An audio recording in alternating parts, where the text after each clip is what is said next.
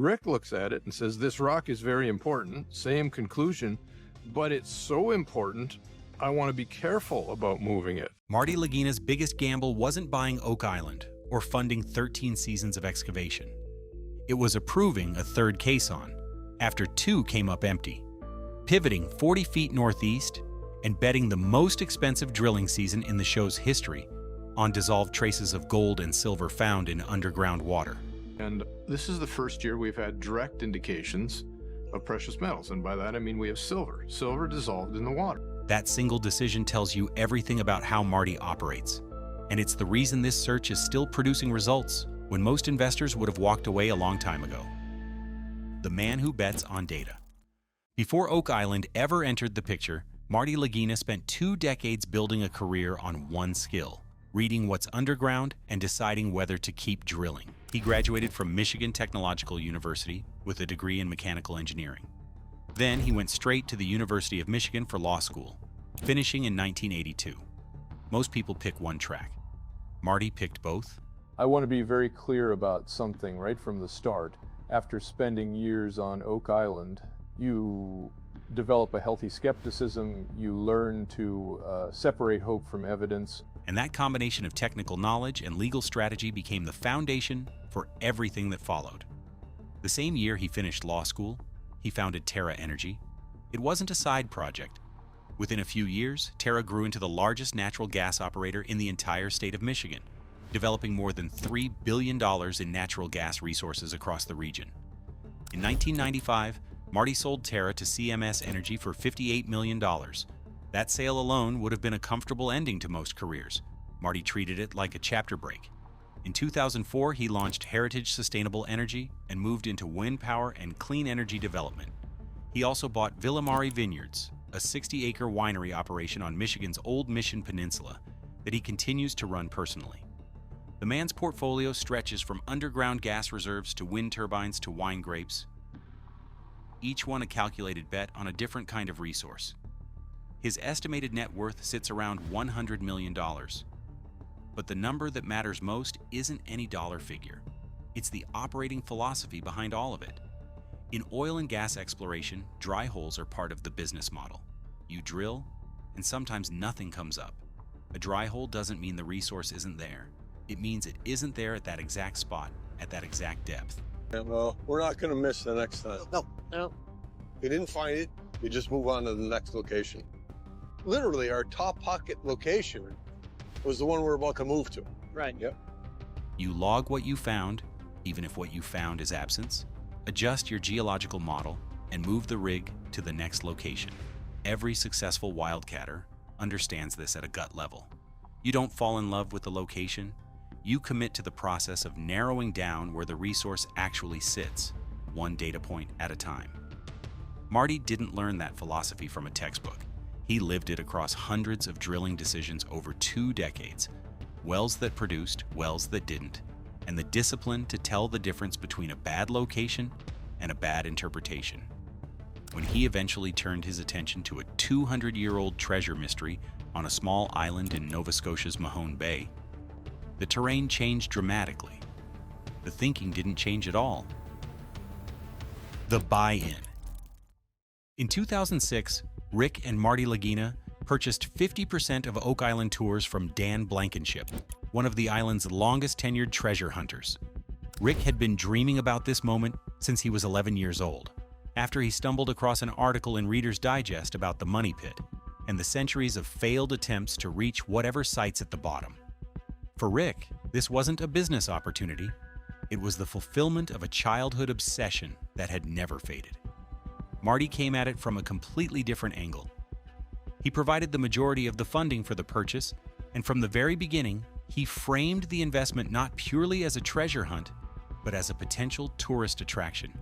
Even if they never pulled a single artifact from the ground, Oak Island itself, with its history, its mystery, and its scenic location, could generate revenue as a destination.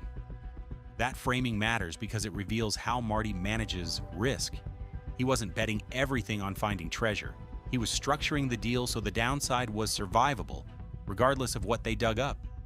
20 years in energy ventures had taught him to make sure you can absorb the loss, before you chase the gain. The early seasons of the show reflected that discipline perfectly. Exploration happened, but it was always measured against financial exposure. Marty didn't write a blank check and tell the crew to dig until they found something. He funded in stages, evaluated what each round of work produced, and then decided whether the next round of investment was justified by the data. It's the same logic that venture capitalists use when they fund startups in successive rounds rather than one massive upfront commitment. You buy information before you buy deeper commitment, because information is what tells you whether the commitment makes sense. Rick brought conviction that never wavered. The kind of belief that sustains a decades-long search through seasons that produce more questions than answers. That is a needle, isn't it? Yeah. Little iron needle. Wait, let me see it. Look how little that is. Boy, it shows again how good you are at finding stuff. Marty brought financial discipline that never softened, no matter how exciting a single discovery might seem in the moment. For years, that combination kept the project alive and expanding without letting it collapse under its own ambition. Neither man could have sustained this alone. Rick without Marty runs out of money. Marty without Rick never starts digging in the first place. The escalation. Every season on Oak Island has been larger in scope than the one before, and that escalation wasn't reckless. It tracked directly with what the accumulating data justified. Early seasons relied on relatively modest tools: small drill rigs, manual excavation, and exploratory core sampling. Then the technology grew. Ground-penetrating radar entered the picture, along with seismic surveys and increasingly sophisticated analysis of what was coming up in the drill cores. Each jump in equipment was a response to evidence that said going bigger was worth the cost. Season 13 blew past everything that came before. The team contracted a 135-ton ROC rig operated by Solotanche Bashi, one of the most capable drilling contractors on the planet. This was not a modified exploration rig. It was a purpose-built machine designed for deep foundation work, capable of sinking caissons 8.5 feet in diameter to depths of 230 feet. Nothing remotely close to it had ever been deployed on Oak Island. 3 caissons went into the ground.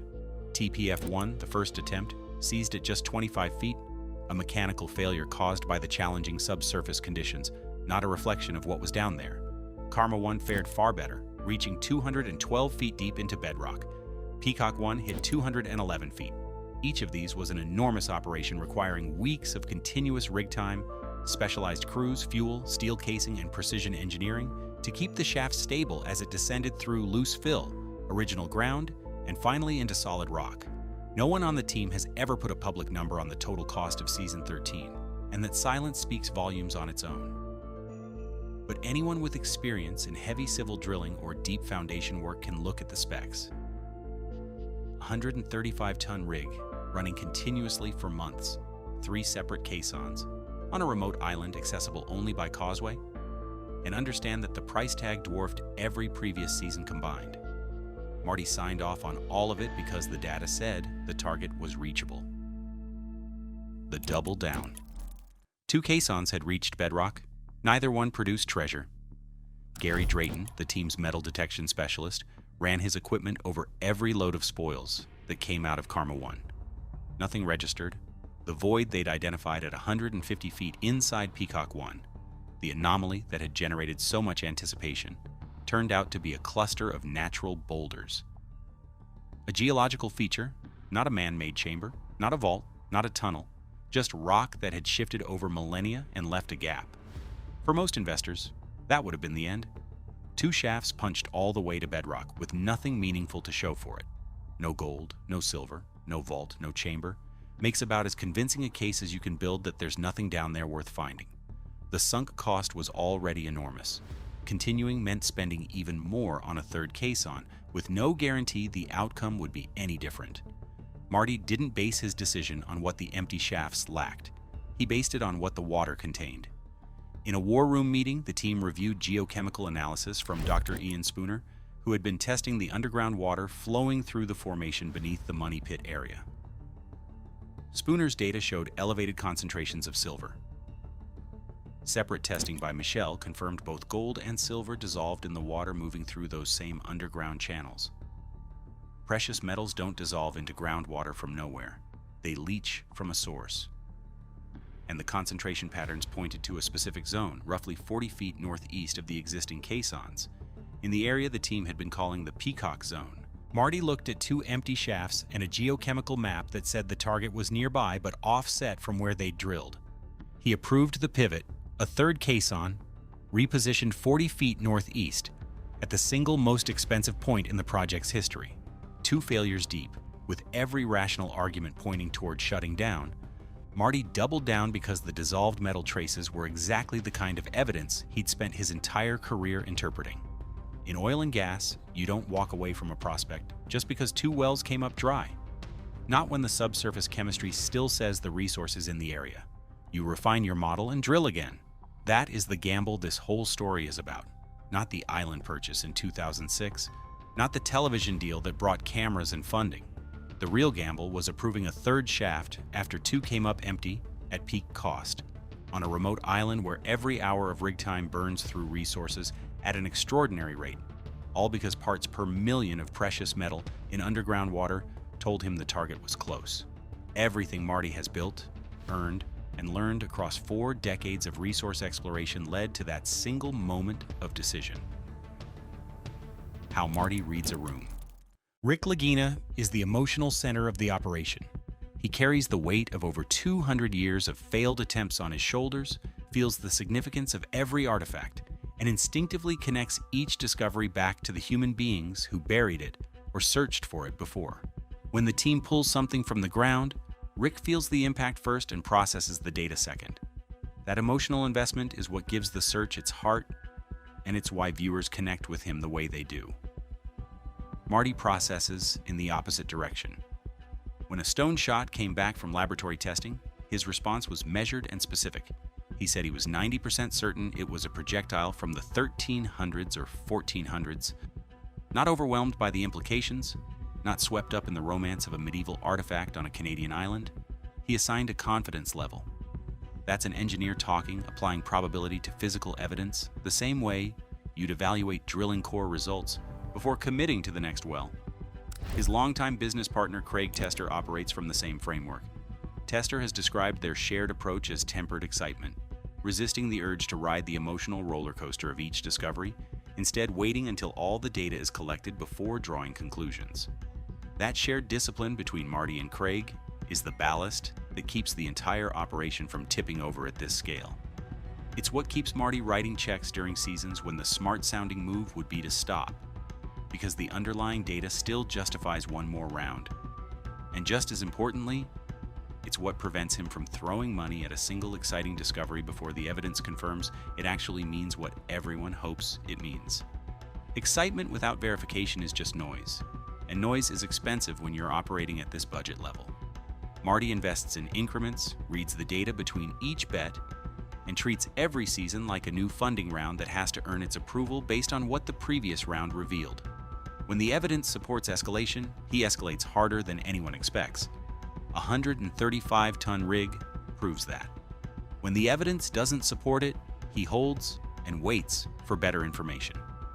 That discipline is the reason the Oak Island search has continued longer and gone deeper than almost any treasure hunt in modern history without collapsing under its own financial weight. The man controlling the budget is the same man who turned scattered gas wells across Michigan into a $3 billion resource portfolio. Not through luck, but through knowing exactly when the data says it's time to move the rig. Marty Lagina bets on evidence, not emotion. That philosophy is about to face its ultimate test as the 3rd caisson goes into the ground. But Marty isn't the only one reading that drilling data with discipline. Craig Tester looks at the same core samples, the same geochemical results, and the same empty shafts, and arrives at his own conclusions. His interpretation may be the most clear-eyed assessment anyone on the team has put forward. That full breakdown is already up on the channel, and it's worth digging into if you want to understand how Tester sees the same evidence differently. Thanks for watching.